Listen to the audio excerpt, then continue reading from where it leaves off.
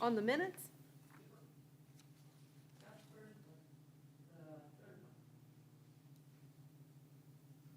Yeah, we can fix that.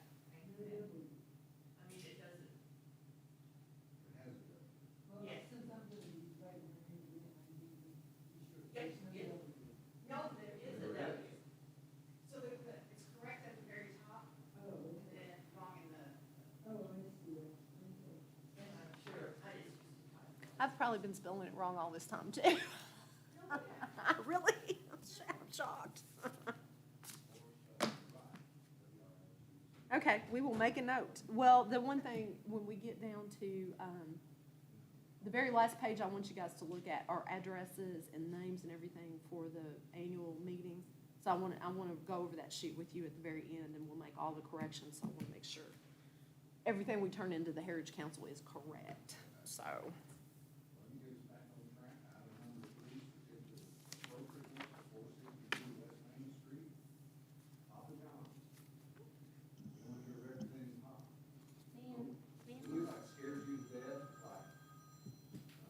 No, I'm not scared. I'm Cassie Barker with USA Signs, and we're going to be redoing the signs over there. And I was just, I'm here to kind of talk about the documents. So, they did have a lighted awning at one point, like actually this year, it fell off the building when they were redoing air conditioning units at Baskin-Robbins. And then they want to just put up a channel letter set, which is actually a little bit smaller than the awning itself, and it is internally lighted, but I did notice like Baskin-Robbins has a lighted sign over there, Community, the bank, I think their letters light up on their building. Sunoco's, of course, lit like a Christmas tree. You can see that from miles away. And then, of course, their main sign, their little road sign, they're just switching the face out, so it'll also still be lighted. So I don't know why we can have external lighting, but they can't have internal lighting when everything else was previously like that. Yeah. But I think that's really just, I think that's just my argument, is that they're just kind of replacing like for like, but just a little bit smaller, and it's not an awning, it's just internally lit. That's the only difference, is that it's individual letters. What I hear you saying is, Baskin-Robbins has a lighted sign. Mhm. You all, not have a lighted sign. They had a lighted awning, but they took the awning down, and they're just wanting to put up individually lit channel letters, which is actually on a raceway. We would, Was the awning, was that lit? yes, internally lighted. Just want to add at this point that there is no sign at Baskin-Robbins currently now either. So that building, Picture, right, that you sent me, there's no sign at Baskin-Robbins? No, I think it's there. We put it back up. Yeah. So that was the same sign? Yeah. Okay. Yeah, they were doing air conditioning units or something, and when they were fixing the roof, the signs like fell or something, so we had to go. Rest. Oh, gotcha. Yeah, no, that's an old, that the picture that I got off Google was the correct one, I think. So all you're wanting there is a lit Papa John's sign. Yeah, and let's see, I should have sent you the documents. It's this page right here, and it's just these channel letters. That's all they're wanting. so our issue is that as soon as that awning came down, whether it wanted to or not, all of a sudden you all are applying for a brand spanking new sign. Yeah. And our guidelines are fairly strict about no interior lighted signs. The ones that you see have been grandfathered in. We don't want them there. We wish they weren't. That's why before the meeting, I had to talk about the Chase sign, because it's out and has been out for a while. So that is our issue, that we would have to go completely against what our guidelines say to approve this. Yeah. And I got to tell you, I'm not willing to do that. Okay. Even though everything else there is lighted. I keep turning it on so they can record Oh, me. you're fine. If I could get rid of all those, I would, and as soon as they come down, because they need to be changed out, they will not be interior lighted. Gotcha. What, I'd like to direct a question to that. What was the, Poke and Sushi, Ethan McDowell, and Kentucky Utilities? They had all, They were denied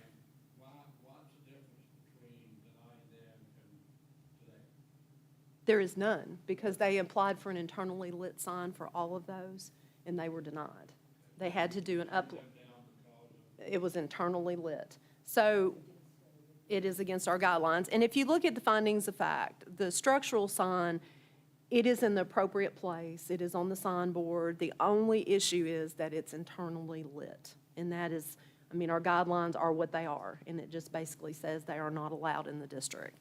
Now, the tenant sign out front, because they are only changing the fascia sign, they are not actually that is not a new sign. That's considered a pre-existing sign. Now, if they took the can down completely off the pediment, redesigned the entire thing, then that would also be considered a new sign. So when you look at pre-existing, it has to, generally what you see is the can stays the same, the races stay the same, how it's anchored to the building stays the same, but once that comes down and something else goes up, that has to be considered a new sign. Who writes our guidelines?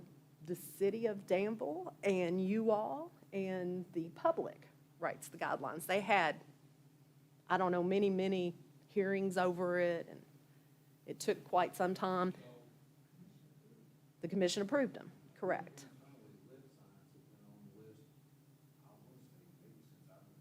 They have been.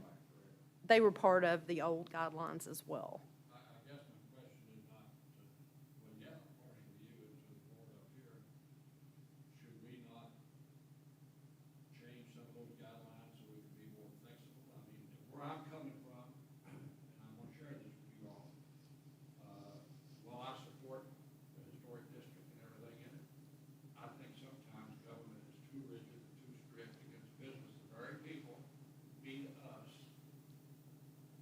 we seem to penalize them with something like this. I'm just venting, but y'all listen to me there. I think some of our guidelines are too strict. I don't think there's room for common sense judgment from the city commission or this board or the general public. And I know the historic district is important. But yet, I think on the other end of it, we should be, and the city should be a bit more flexible, whether it be with KU, Smoking Sushi, or Kentucky Utilities, whoever it may be. And I'd like to see what your all thoughts on the guidelines that we have in place. Are they too stringent? Are they too anti-people who feed the very coffers? We spent 2 years hashing this out. I am firmly behind the guidelines that we have now, and I love them because they are, hey, you can't do this, and so it's not this mamby-pamby, oh, we don't know, is it appropriate, is it not? No, it's not, we decided that. Well, I've never said I don't know. I will make the decision. Yeah. Maybe I don't know. It'll never be that. Well, I'm thinking to- out the art. But I respect totally what you're saying. Well, to answer the broader question, guidelines can be changed. It's a significant process to do that. You have to have public hearings, go through planning and zoning, go through the city commission, but they can be changed to the point that they run afoul of the Secretary of the Interior standards for treatment of historic properties. Once they, no, well, that's the National Park Service. But once they run afoul of those, Mayor, then you lose your certified local government standing and this board ceases to exist.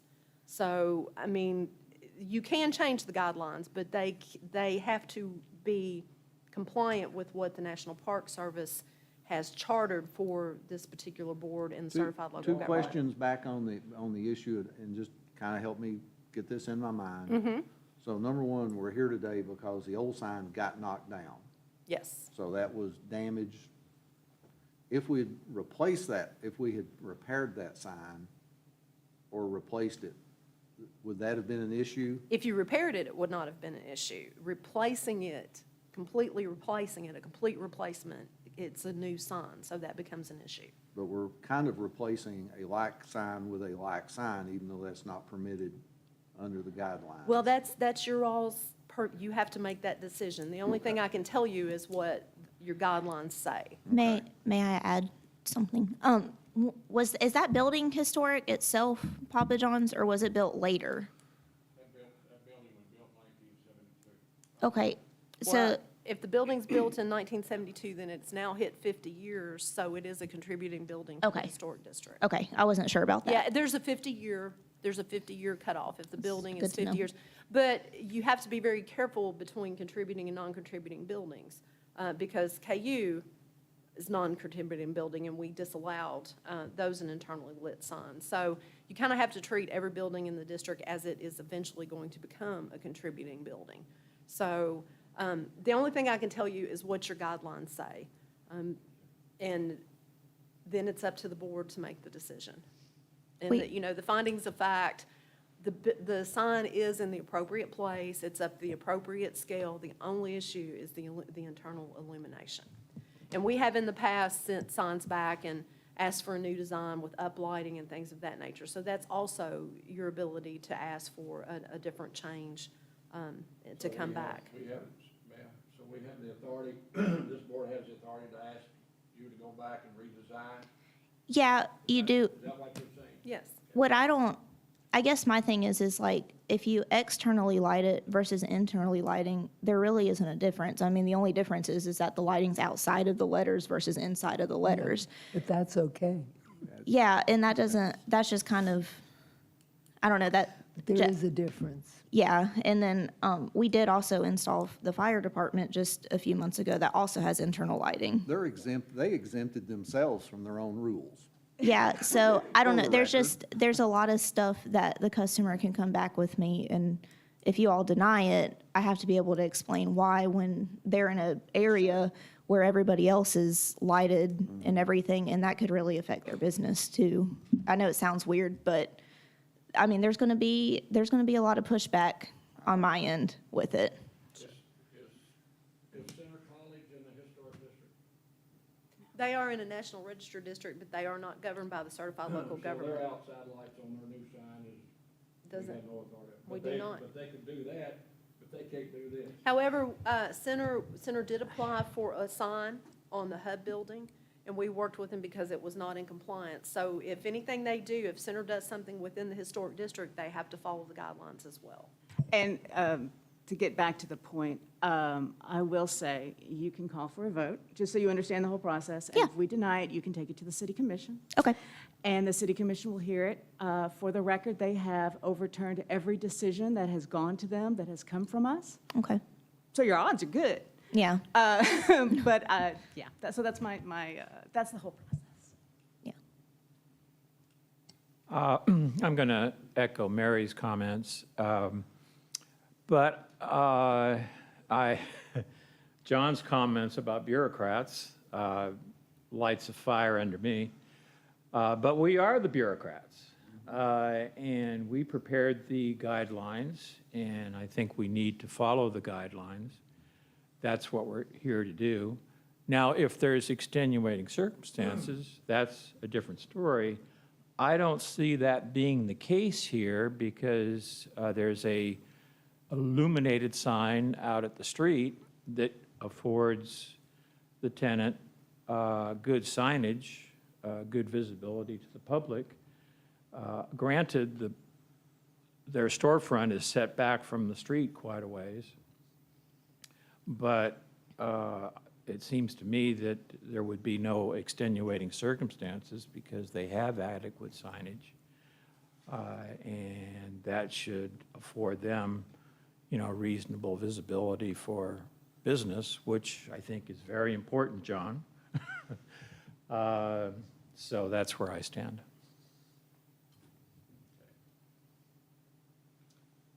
Well, you all probably know where I'm at. And I make no bones about it, I'm pro-business, been all my life. And thank God there was a lot of other pro-business people downtown, or we'd had an empty Main Street, so. I've given you all the information that I have.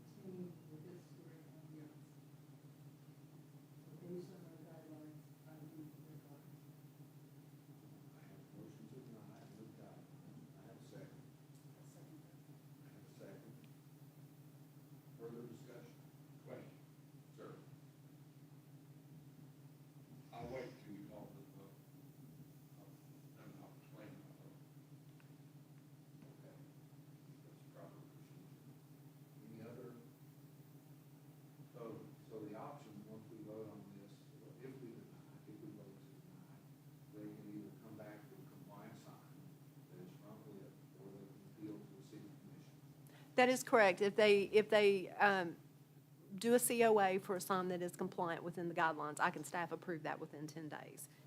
If it is, again, if it's not compliant, it has to come to you all for a full hearing. Or they can ask, you guys can ask for an appeal and go in front of the city commission. And how does that process work if it's denied? You just write Bridget Lester and tell her that you want an appeal, or write me and give me your grounds for appeal, right, and I'll submit that to the city So commission. it needs to be like a formal letterhead? Yeah, Okay. yes, it does, Okay. yes. And I think it probably needs to come from the building owner. Okay.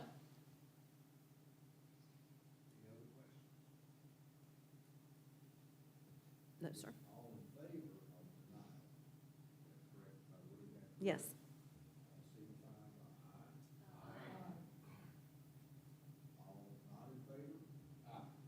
And, Mr. Chairman, I'd like to explain my vote. And I think very spot on. That if you have another avenue, you can go before the city commission that has overturned up to times. And I'd like the minister to say exactly what I'm going to say, that I would suggest and hope that the city commission will take this into consideration and change it to a positive vote for the business. The very, very people who feed this community through taxes, payroll taxes, jobs. And if this sign change would help them in that process, which I believe it would, then I would hope very strongly that the city commission would overturn our decision. And I'd like the minister to back exactly what I said. Does the city commission read those? Do they read the minutes from us? I would hope so. If they're going to consider appeal, I would hope that they would read it. They will have the minutes for their information, certainly. So my vote would be to approve their request. Okay, Approve their request, not deny it. okay. Okay, Perfect. Thank you. thank you. Let me just ask a question, mainly because I don't hear very well. The board recognizes Mr. Les Letton, former you. chair of this august board and Let part me just owner of get, Papa let me John's. get straight what we just decided here. You said you're not gonna let us put up a new lighted sign, but we can put the old sign back up. We can put the same sign back up we had. Yes, sir. Okay, so we can do that? No. And we don't even have to come back here and It get was your just permission? damaged and came down. They repaired it and put it back If I put the old one back up, just like it was, I don't need your permission. No, sir, Correct? what you are doing, in essence, you will be repairing that sign, so. I'm sorry, honey. I That's can't hear okay. you. What you're doing, you're repairing the existing sign, so you would not need permission from us at all. Cool. Okay. We were just kind of doing this because of the corporation. They wanted to change the logo. Kind of update it from when it was 31 years ago.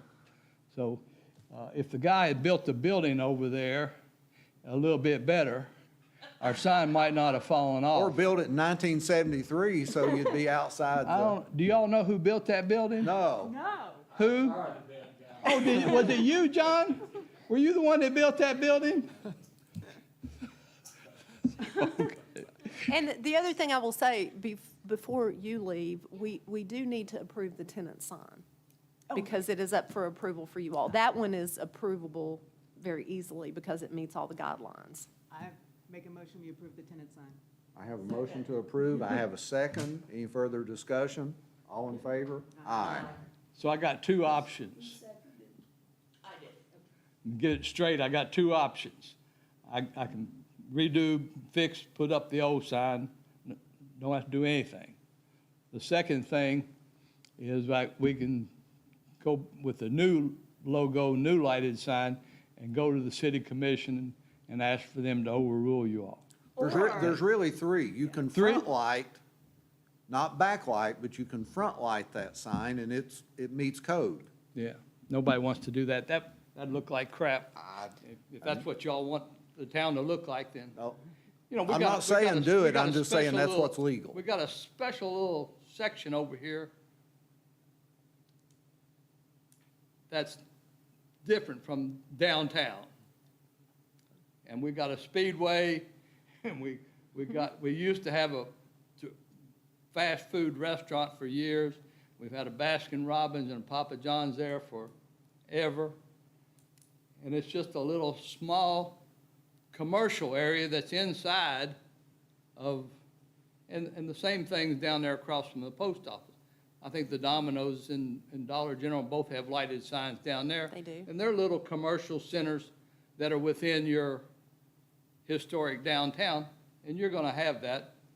And I don't blame you all. You gotta do what they say, but I'm pretty sure if we wanna do this, I'm sure the city commission will probably overrule you all. I don't disagree with you. I'm 110% sympathetic with you. Okay. Now, All right. to be clear too, you can change the tenant sign out front. That's been approved. The what That's sign? Your front sign at the road, you're welcome to put the new fascia on that. Okay, cool. Okay, It's nice to see you. I've missed you all so much. Good to see you. And Cassie, sorry for your initial meeting here, but hopefully you're coming out of it okay. We didn't bruise you too bad? No, it's not my first rodeo. Okay, all right. Probably won't be my How long are y'all gonna be? How long is the rest of the meeting gonna last? Not terribly long. Not terribly, 20 minutes, maybe. Why don't you walk across the street when you get done? I'd love to see you. Thank you all. See you, Les. So there is possible discussion that I had with planning and zoning at one time to remove that particular area with the speedway from the map of the historic district, as well as where Poke and Sushi is, because they're modern commercial buildings. And we've had that discussion. yes. The same with Dollar General and everything at the opposite end of that. And that is within our purview too, is to make that recommendation to planning and zoning that doesn't necessarily meet the standards of what we're trying to do. So that is a recommendation if you all make, we can take it to planning and zoning, have public hearings on it and change the map. If that is something that's possible. And I actually had that discussion with Steve Hunter before he left, but what is hamstringing us is our guidelines are clear. That's what they say for the historic district. So that is what I have to bring to you all, because those are the decided on guidelines. I gotta tell you, I'd be comfortable cutting those two out.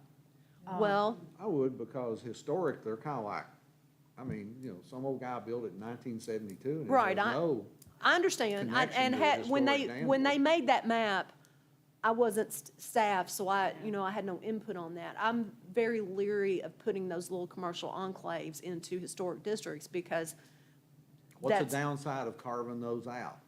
there's not really any downside of carving them out. Because they still got to go with planning and zoning. They even still on have to go to signage. planning and zoning for the signage, but they don't really, so it's kind of convoluted, but how your historic district is laid out, there has to be a period of significance. And within Danville, it runs from 1860 to 1910.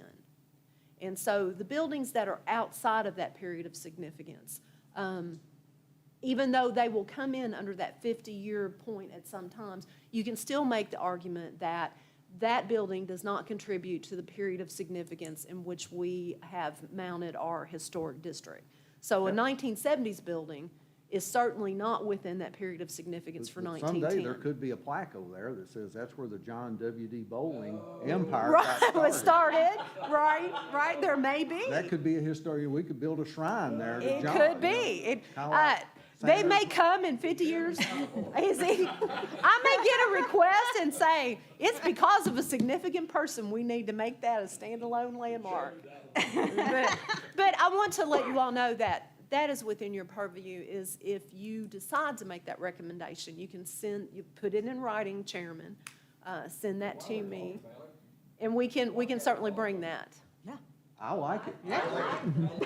How do we expedite that and move ahead? What you do is you write a formal letter to me saying that we would like to explore removing these areas from the historic district, and we'll talk about Why this. don't you write the letter and let the chairman sign? If somebody will write it, I'll sign it. Let me work on it, and then let me get the appropriate language from the Heritage Council and make sure that we are not going to run afoul of our certified local government. That is the only concern I would have, if there's any concern that there may be some blowback from them about the certified local government. And communicate to Les that we're trying to give him a solution for this. Certainly, again, what hamstrings you is that it's a new sign, and therefore, our guidelines are very specific about that. So if we can contain these kinds of signs in a little area, it separates it from Well, the and historic part. the best way to do that, Dana, is to start looking at your overlay map and to say, well, this is an enclave on the exterior, because that is on the very Well, periphery. actually, if we move ahead with excluding those two areas, we have that letter, we have that documentation. It's a matter of Les or his representative, when they come to the city commission, it should be a slam dunk. We're taking this out. Right, trying right. to. We're trying to take it It's out. just in the meantime, we need this approved. Well, and let me also, I will, next week, I will speak with planning and zoning and see, but I know it's going to have to come through us. We're going to have a regular hearing, then it's going to have to go to planning and zoning for a public hearing. And then it will have to go to the city commission to carve those particular areas out. But Steve and I had this conversation because the bollard signs that they put up down on, the Dollar General down there at the very end, those are problematic in the historic districts. So, you don't want, as I told him, I don't want to have to come in front of the board every time they want to put up a Pepsi sign over their bollards and get approval for it. So that's how he wrote in the 30-day temporary sign. That was one of the reasons that 30-day temporary sign went into the new planning and zoning codes, so that you all don't have to look at every temporary sign that's going up in the district. Mr. Chuck, is it premature to ask for a motion now before, to direct you to? It is not. This is a regular meeting, and you're certainly willing, you can bring that up and make that motion, and then I can proceed on with that. Now, I may have to come back to you, Mayor, and say, that we'll have to do this, this, and this. I've got to get that rolling, If I'm in so. order, I'd like to make a motion that this board directs our Madam Joni, I don't know her title quite frankly. Staff. That's not good enough. Staff's not good enough. So, to prepare a letter for our review and on for next Friday. No, strike that. ASAP. Yes, sir. I will get that. And then I'll communicate with the Heritage Council and Planning and Zoning and make sure that we have the ability to get that pushed through. That But would really eliminate. I have a motion. Do I have a second? Second? Nope. It's Gary's turn. Got a second from Gary. Any further discussion? All in favor? Aye. Proceed. will do. Madam Staff? Will do. Very good. All right, let's move on. Annual report. Yeah, the rest of this is easy. You have in front of you your annual report. This is what I turn into the Kentucky Heritage Council on an annual basis. Everything in here is correct as reflected, unless you see an issue. The one thing I wanted to ask you all about is last year I've talked to Mary, Pat, Dana, and Gary. So Mr. Bowling, Mr. Todd, did you complete training of any of the videos I sent you back during the reporting period? I'm sure I did. I'm sure I did. Didn't y'all have a meeting that counted towards training? That was in the last one. So I think if you wouldn't mind, somewhere in July, I think we did not have a meeting, and I sent you numerous videos to look at in lieu of can you just kind of brief back through there and let me know? What would be a keyword to search for, probably? Training, yep, yeah. AHB training. So Yeah. we can meet this requirement retroactively, is that what you're saying? Well, if you did the training when I sent it to you back in July, you're good. You should be good. Now, I already confessed that I did not, so I'm just. not Well, you said confirming. you took all wet and how to prevent it, and Yeah, I did do July of that. 2022, so, Yeah, I did that one. yeah, so you're good. Oh, I'm okay then. I think I read it. Well, hey, I can put down that you took training, but it was not recorded. Let the Okay. And the I re- like that response quite well. Okay. Just for your knowledge, the reporting period for the Kentucky Historical, or I've got too many things running in my head. The Heritage Council runs from the 1st of October to the 30th of September. So the reporting period I'm looking at now ended September 30th, 2022. So if you took it before September, you're fine. But I can certainly put that down in the report. Okay? Very good. And next year, when I send you guys training, please just bump back to me, hey, I took this. And then I keep a spreadsheet. Understood. And then that's easy. And she quotes you exactly what you say in your email, so keep that in mind. I do. I absolutely do. So, because I keep those. You know, I want to tell you, I think that our biggest success that we've had this year is I am getting more and more phone calls from the local folks about, hey, what can I do? I need your help. Tell me about tax credits. So we are out in the community, and the community is responding to us. So there's a couple businesses now looking at tax credits for some recent sales that I'm not really at liberty to talk about the buildings that have sold, because I'm not sure it's in the public arena yet, but they're looking at tax credits already. So without them being within this district, they would not be eligible for those tax credits. So maintaining a cohesive district for the downtown historic buildings is important because it does give them some benefits. And then I reported that to the Heritage Council. I think that's our biggest win, that the local community is actually picking up the phone and calling me and saying, hey, can you come over and have a look? And what can I do here? So that is working for us. And then the only other thing I wanted to point out to you guys for this, please look at this last sheet that I gave you. Make any changes on there that need to be changed. You don't? Oh, I've got one on this. Yes, this one, this very last one that I printed out. Yeah. Yes, sir. The very, very last one. If there's any changes that need to be made, make that and then give it to me so that I can fix it. Because that's what I keep my official record. And Gary's, you're gonna see yours is, appointed during the reporting period, because they asked me if there's a new member that comes on during the reporting period. Yeah, I'm the rookie. You're the rookie. Although a fine rookie, and we're happy to have you. I actually got a congratulatory note from the Heritage Council going, good job getting an architect. I'm like, I'll tell Tom that. So, yay. I've done a good job of voting against everything and getting it rejected. Well, sir, it's a thankless job, yeah. Unfortunately, you know, these are the guidelines.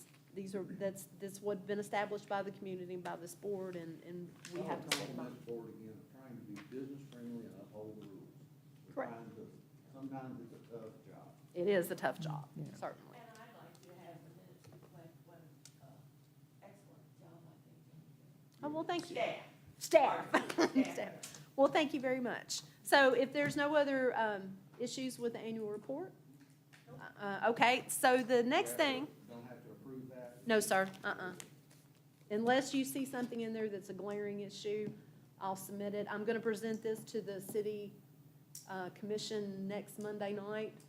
So, and then I'll send it off to the Heritage Council. And then they'll make comment on it. I would like to put a motion on the floor, if I'm in order, before we adjourn, that I would like to see this board publicly send its condolences and love to Mary for the loss of her mother. Right. You already said so many wonderful things about her for the paper. It's not, I'm not done either. But I'd like this board to recognize Mary's mother as one of the instrumental people in this community to make what it is. Absolutely. Absolutely. So, don't cry. It's his fault. Well, for It's okay- happier news, It's okay to cry. it is. I'm required, because we're being videotaped. Well, let's move on to happier news then. The number That's 5, my- That's my motion. do you We need need to, a second to that? So moved. Second? All in favor? Aye. Aye. Unanimous. okay, number 5, the Lanier Tolliver House passed the planning and zoning hearing. I will also be presenting that with the city commission on the 23rd. I suspect it will go through with flying colors. And at that point, the ordinance will apply and it will become a standalone historic landmark within the city of Danville. So much like the Rhodes House and the Thomas Barbie Cabin, it will be under your all's protection and. Which leads to another question I have. Yes, sir. If I may. What does it entail, and you get with me later, to put our house into a protected? It's a very simple process. The first thing you need to do is send me an email with your name on it saying, I hereby request that, was it 406 Maple Street is turned into a standalone historic landmark. And at that time, I will start the process for, it has to come under at least one of our reasons for it being, but because of the architecture and where it's at and how Danville expanded, it would certainly qualify for standalone landmark. So that's all you gotta do. And then I schedule a hearing here. Then we will have a public hearing at Planning and Zoning and then the City Commission. And it usually takes 4 or 5 months to get all that through. It took us a little longer this time with the Lanier Tolliver House because Planning and Zoning changed directors and they stopped hearing and, or it would have been done much sooner. But within the next month, I suspect that's concluded. So you all have added yet one more standalone landmark protection, which is important. Very good. And that's all I have. Any other business before this board? I've said enough. Do I hear a motion to adjourn?